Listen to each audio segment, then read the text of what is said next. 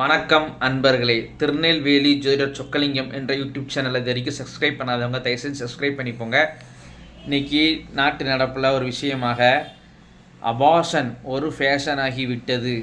அதாவது அந்த காலத்தில் குழந்தை உண்டாகி அது இயற்கையிலேயே கரு கலைகிறது அப்படிங்கிறது அது வேறு விஷயங்க.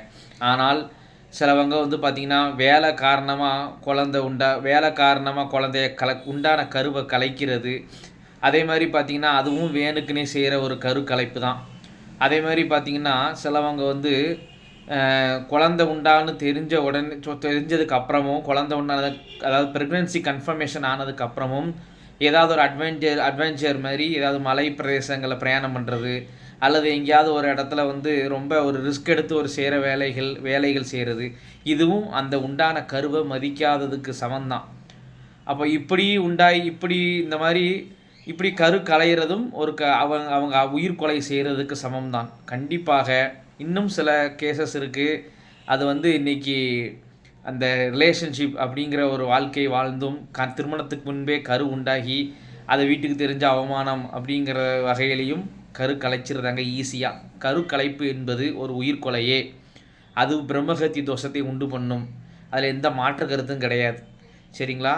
அதனால் கரு கலைப்பு ஒவ்வொருத்தரும் என்னுடைய வாழ்க்கை அனுபவத்திலே பார்த்திங்கன்னா ஒரு ஐவிஎஃப் ஹாஸ்பிட்டலில், அதாவது குழந்தையே இல்லாமல் பல வருஷம் ஏங்குறவங்களுக்கு செயற்கை கரு மூலமாக செலுத்துகிற ஐவிஎஃப் ஹாஸ்பிட்டல்லையே நிறைய பேர் ரகசியமாக அபார்ஷன் பண்ணிட்டு போகிறாங்க அப்படிங்கிற ஒரு விஷயத்தை அந்த நர்ஸு சொன்னாங்க. ரொம்ப வருத்தம் அளிச்சது. எத்தனை பேர் குழந்தை இல்லாமல் கண்ணீர் வடிக்கிறாங்க, நம்ம வயிற்றில் ஒரு கரு உண்டாயிராதான்னு. அப்பேற்பட்ட ஹாஸ்பிட்டலில் தான் கருவுமே கலைக்கிறாங்க. அப்போ எப்பேற்பட்ட காலமாக மாறி போயிடுச்சு பார்த்தீங்களா? அதனால் நல்லா தெரிஞ்சுக்கோங்க. இதை நான் உங்களுக்கு ஒரு அன்பான ரெக்வெஸ்ட்டாக வைக்கிறேன். தயவு செய்து கருவை தெரிந்தே கலைக்காதீங்க. அறிந்தும் அறியாமலும் தெரிந்தும் தெரியாமலும் கரு கலைஞ்சிடுச்சுன்னா அது வேறு விஷயங்க.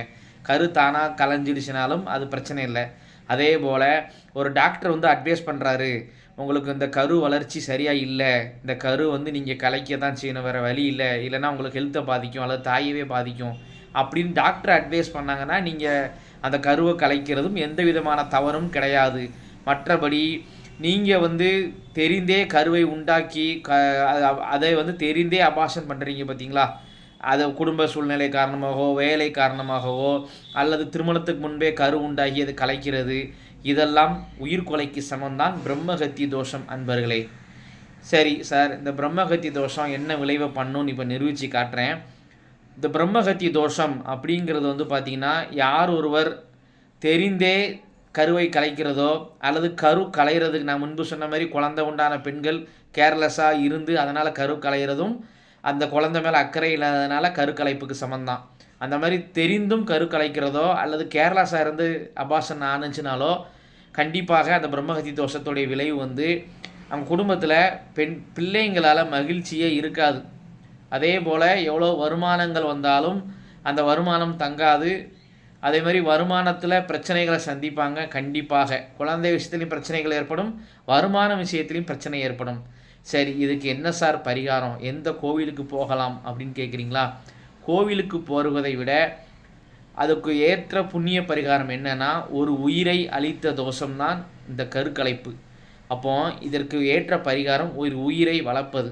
வசதி வாய்ப்பு இருந்துச்சு அப்படின்னா ஏதாவது ஒரு அனாதை குழந்தைய நீங்கள் தத்தெடுத்து அதுக்கு வளர்த்துக்கோங்க. அல்லது அந்த குழந்தைக்கு ஆசிரமத்தில் வளரக்கூடிய குழந்தைகளுக்கு தேவையான அடிப்படை விஷயங்கள், உடை, உணவு, இருப்பிடம், ஆடை, படிப்பு செலவு, இதுக்கு நீங்கள் செலவு பண்ணலாம். வசதி இல்லாதவங்க ரொம்ப கஷ்டப்படுறான், ஆனால் நான் ஒரு கவர்மெண்ட் ஜாபுக்கு எதிர்பார்த்துட்டு இருந்தேன், அந்த நேரம் கன்சீவ் ஆகிட்டேன், அப்போ நான் எதிர்பாராதமாக நானே கருவை அபார்ஷன் பண்ணிட்டேன், இந்த மாதிரி வேலைக்காக தன்னுடைய சுய கன்ஃபர்மேஷனுக்காக, அதாவது என்ன சொல்கிறது, தன்னோட சுய தேவைக்காக ஒரு கருவை அழிச்சவங்க நீங்கள் கண்டிப்பாக கஷ்டப்படுறவங்களா இருந்தாலும் நீங்கள் அனாதை குழந்தைக்கு மாதம் ஒரு உண்டியல் மாதிரி சேர்த்து அதில் சேரக்கூடிய பணத்தை அனாதை இல்லத்துக்கு, ஏதாவது ஒரு அனாதை இல்லத்துக்கு டொனேஷன் பண்ணிக்கிட்டே வாங்க மாதம். இதுதான் இதற்கேற்ற பரிகாரம். முள்ளால் தான் எடுக்கணும். ஒரு குழந்தையை அழித்ததுக்குண்டான தோஷத்துக்கு நிவர்த்தியே ஒரு குழந்தையை வளர்ப்பதான் என்று சொல்லி நிறைவு பெறுகிறேன். இது மேலும் பயனுள்ள பதிவுகள் தொடரும். நன்றி நேயர்களே, நன்றி, வணக்கம்.